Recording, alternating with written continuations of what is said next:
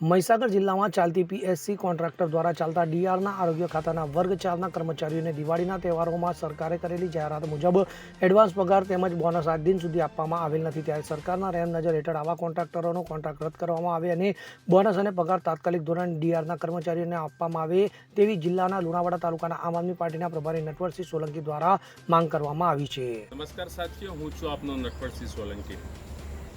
દિવાળી ગઈ, બેસતું વર્ષ ગયું, ભાઈ બીજ ગઈ, આજે તીજ છે।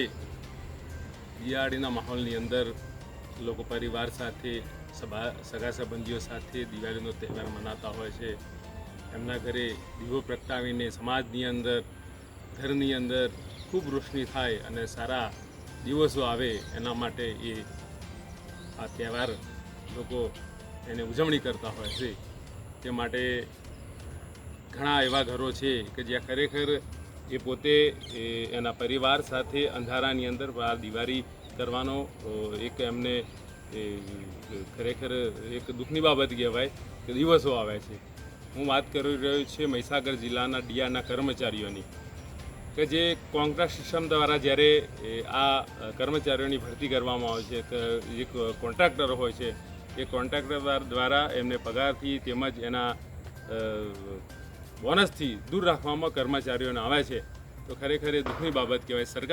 સરકારે જાહેરાત કરી છે કે ભાઈ એડવાન્સમાં એ લોકોનો પગાર આપો, એમને બોનસ આપવી, પણ કોઈને કોઈ જગ્યાએ સરકારની રહેમ નજર હેઠળ આવા કોન્ટ્રાક્ટરો જે ચલાવતા હોય છે અને જ્યારે દિવાળીના તહેવારોની અંદર જ્યારે સરકાર એવું કહેતી હોય કે ભાઈ એડવાન્સ પગાર આપવામાં આવે, પણ એ આજ દિન સુધી એ લોકોના ઘરે દીવો પ્રગટ્યો નથી અને અંધારામાં અત્યારે એ લોકોએ દિવાળી કરી છે।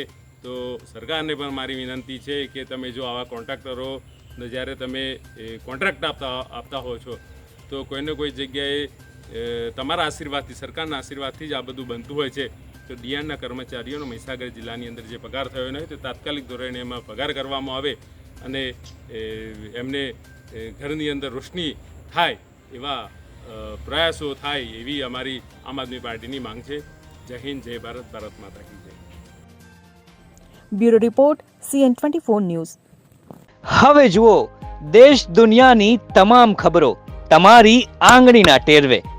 ઉઠાવો મોબાઈલ અને Google Play Store પરથી ડાઉનલોડ કરો અમારી CN24 ન્યૂઝ મોબાઈલ એપ।